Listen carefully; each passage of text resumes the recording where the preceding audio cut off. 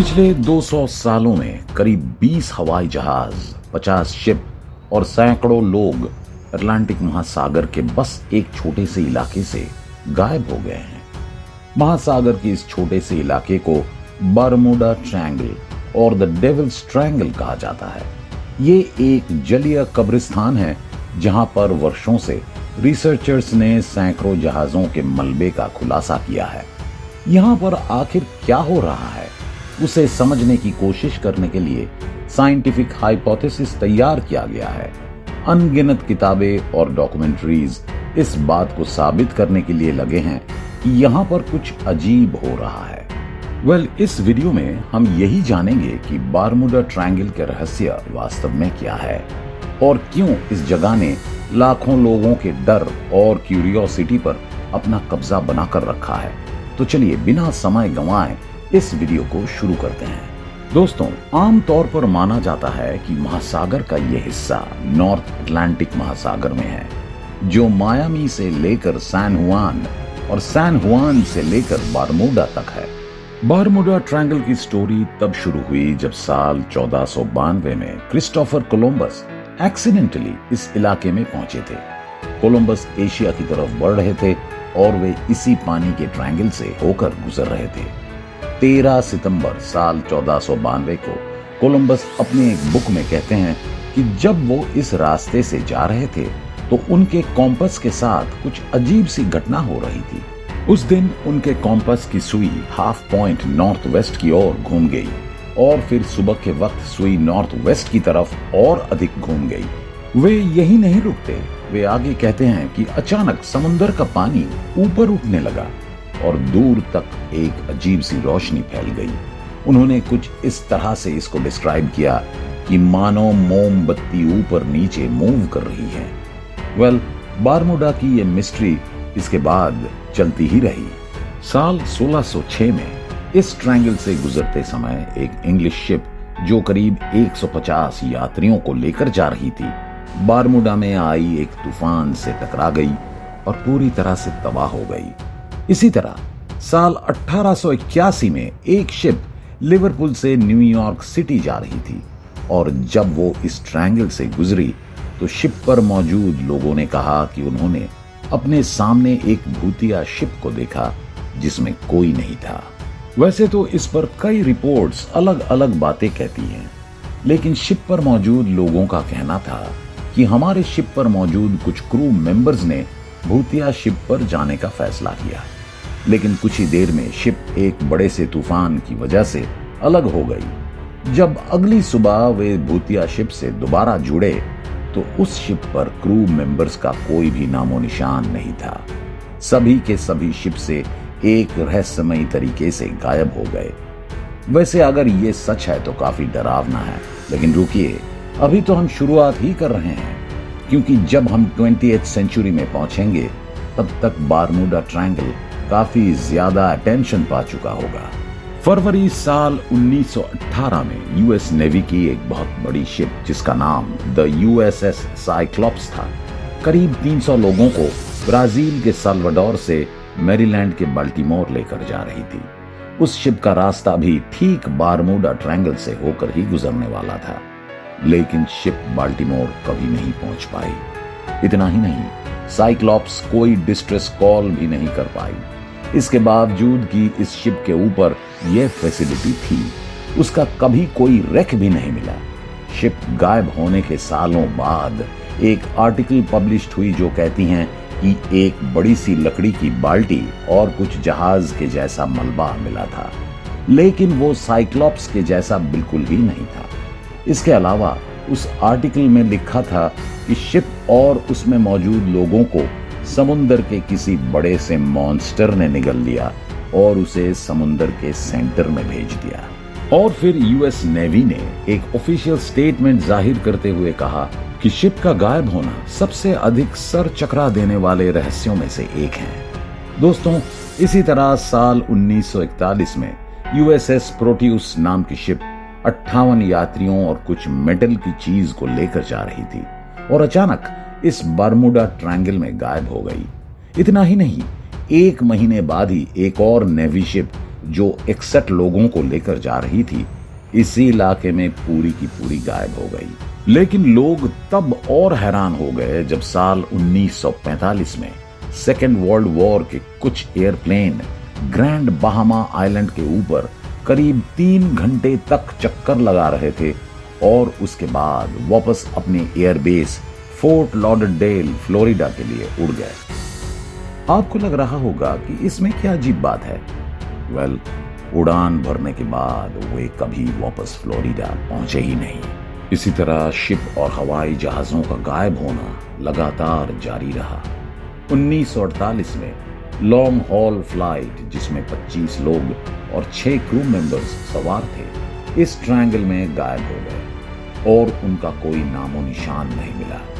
उसके 1 साल बाद सेम मॉडल की एक दूसरी प्लेन गायब हो गई। दोस्तों, समुद्र के इस छोटे से इलाके में इस तरह के कुल मिलाकर 70 से अधिक मिस्टीरियस डिसअपीयरेंसेस हुई और ये सब घटना उसी जगह पर हो रहा था जहां वर्षों पहले कोलंबस ने अपने कॉम्पस के साथ कुछ अजीब होते हुए देखा था। साल 1964 में बारमूडा ट्रायंगल टर्म एक्चुअली में एक आर्टिकल में कॉइंड किया गया। वेल, हर कोई अपनी अपनी बात कह रहा था, लेकिन लोगों को जवाब चाहिए था। 10 साल बाद ये किताब आई, द बारमूडा ट्रायंगल। इस किताब के ऑथर मिस्टीरियस बारमूडा ट्रायंगल के गहराई में गए। उन्होंने कहा कि कुछ तो वाकई में इस बारमूडा ट्रायंगल में हो रहा है। ये सिर्फ खराब मौसम की वजह से नहीं हो रहा है। ये मिस्टीरियस जगह असल में किसी बहुत बड़े जगह का एक प्रवेश द्वार है। ऑथर आगे एक प्राचीन सभ्यता के होने की बात करते हैं और ये वही एनर्जी है जो उस सभ्यता से छूट गई थी, जिसके वजह से अब यहाँ का इलाका आने जाने वाली जहाजों को पूरी तरह से प्रभावित कर रहा है। ये मैग्नेट है, ये क्रिस्टल है और ये वार्म होल्स हैं। ये सभी फोर्सेस हमें हमारे यूनिवर्स के फिजिकल पोटेंशियल यानी कि भौतिक ताकतों से जोड़ते हैं और ये सभी हमें इस बारमूडा ट्रायंगल के मिस्टीरियस डिसअपीयरेंसेस से दिखा रहे हैं। वेल, ये बस रहस्यों से भरा एक किताब है और कुछ नहीं। आपको जानकर हैरानी होगी कि इस किताब की दुनिया भर में 14 मिलियन कॉपीज बिक चुकी हैं और 22 भाषाओं में इसका ट्रांसलेशन किया जा चुके हैं। असल में ये किताब एक अच्छी मिस्टीरियस स्टोरी के अलावा कुछ नहीं है और इसको पढ़कर कोई भी इस पर विश्वास कर लेगा क्योंकि इसकी स्टोरी टेलिंग ही वैसी है। लेकिन अब सवाल उठता है कि एक्चुअल में बर्मुडा ट्रायंगल का रहस्य है क्या? तो चलिए इसके पीछे की असली वजह को साइंटिफिक वे में समझते हैं। दोस्तों, बर्मुडा ट्रायंगल के जियोमैग्नेटिज्म में कुछ गड़बड़ी है जो कॉम्पसेस और अन्य नेविगेशनल टूल्स को गिरा देता है, जैसा कि कोलंबस के कॉम्पस के साथ हुआ था और जिसकी वजह से ये सभी टूल्स काम करना बंद कर देते हैं। इसके अलावा यहाँ पर मीथेन का ब्लोआउट्स होता है जो कि एक वास्तविकता है।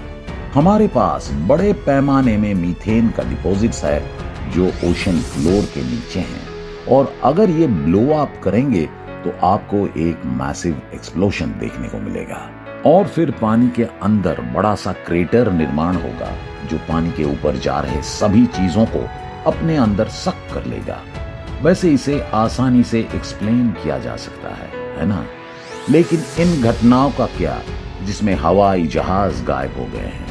तो इसका भी एक सिंपल एक्सप्लेनेशन है, हरिकेन्स यानी तूफान। दोस्तों, बर्मुडा ट्रायंगल कैरिबियन में है। कैरिबियन समुंदर में एक जगह को बोलते हैं जो हाई इंटेंसिटी में कई तूफानों को जन्म देता है। वैसे ये एक्सप्लेनेशन थोड़ा बहुत सेंस बनाता है। इससे जुड़ी एक पॉपुलर थ्योरी ये भी है कि ये तूफान रोग वेव्स को जन्म देते हैं और ये इतनी बड़ी लहरें होती हैं जो करीब 100 फीट और उससे भी अधिक ऊंचाई तक जाते हैं। हो सकता है कि इस तरह के ऊंचाई वाले वेव्स हवाई जहाजों के गायब होने का कारण बने हो। वेल, ये एक्सप्लेनेशन और अधिक सेंस बनाता है। हमने आपको मीथेन गैस, जियोमैग्नेटिज्म और कैरिबियन में उठे हजारों की तादाद में तूफान, इन सभी कारणों को समझा चुके हैं। ये सब एक साइंटिफिक एक्सप्लेनेशन है जो काफी हद तक सेंस बनाते हैं। हमें क्रिस्टल, एलियंस और एटलांटिस जैसे कहानियों की जरूरत नहीं है। हमारे पास जियोमैग्नेटिज्म और वेदर सिस्टम जैसे रैशनल एक्सप्लेनेशन है, जिससे बारमूडा ट्रायंगल को समझा जा सकता है।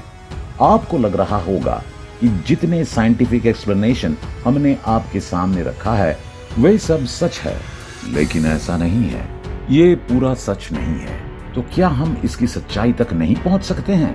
ऑफ कोर्स पहुंच सकते हैं, लेकिन भूतिया शिप और मिस्टीरियस नेवी डिसअपीयरेंसेस, यहां तक कि 100 फीट ऊंचाई वाले वेव्स जैसे हमारे बताए गए स्टोरीज के माध्यम से नहीं। इन सब के बजाय हमें डिफरेंट अप्रोच अपनाने की जरूरत है। दोस्तों, इंसानों ने सच्चाई को देखने के लिए कुछ अमेजिंग टूल्स को बनाया है।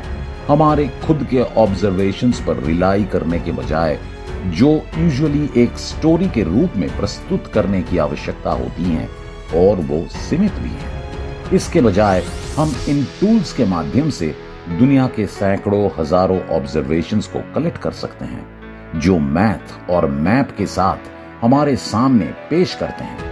अगर आपने ऐसा किया तो आप समुद्र में हुए हजारों रिकॉर्डेड एक्सीडेंट को देख सकेंगे, जो पिछले 20 सालों से रिकॉर्ड किए गए हैं। यहाँ तक कि ये दुनिया की सबसे खतरनाक ओशन रीजन का 10% भी नहीं है, एटलीस्ट दूसरे एनालिसिस और दूसरे डेटा सेट के मुताबिक। हम आपको यहाँ पर लॉयड्स नाम के एक शिपिंग पब्लिकेशन के बारे में बता रहे हैं, जिसने महीनों स्पेंड करके डेटा को एग्रीगेट किया है। इतना ही नहीं, मेरीन कैजुअलिटीज यानी कि समुद्री दुर्घटनाओं के बारे में हजारों डेटा भी इकट्ठा किया हुआ है। इससे हमें पता चलता है कि दुनिया भर के सभी वेसल्स का 1.8% के पास कुछ न कुछ कैजुअलिटीज हुए हैं, जिसमें मिस्टीरियस डिसअपीयरेंसेस शामिल है। आपको जानकर हैरानी होगी कि करीब 8,624 बोट बरमूडा ट्रायंगल से गुजरी हैं, जहां सिर्फ 2 कैजुअलिटीज हुए थे। यानी इसका मतलब कि टोटल बोट्स के सिर्फ 0.02% बोट्स के एक्सीडेंट हुए हैं जो यहां से गुजरी थी। ये ग्लोबल एवरेज से 90 गुना कम है। यही वो एविडेंसेस है जिनके बारे में हम बात करने वाले थे। इस तरह के किताबों की तरह बिल्कुल नहीं, जिसके 14 मिलियन कॉपीज बिक चुके हैं, लेकिन कोई भी सटीक एविडेंस नहीं है। दोस्तों, बरमूडा ट्रायंगल पर आपके क्या ओपिनियन है? कमेंट करके जरूर बताएं। उम्मीद है कि आपको हमारी ये वीडियो पसंद आई होगी। वैसे अगर आपको ये वीडियो अच्छी लगी हो तो वीडियो को लाइक और शेयर जरूर करें, और इसी तरह के इंफॉर्मेटिव वीडियो को देखने के लिए हमारे इस चैनल को सब्सक्राइब भी करें। फिलहाल के लिए इस वीडियो में बस इतना ही। मिलते हैं किसी अन्य इंफॉर्मेटिव वीडियो के साथ। धन्यवाद।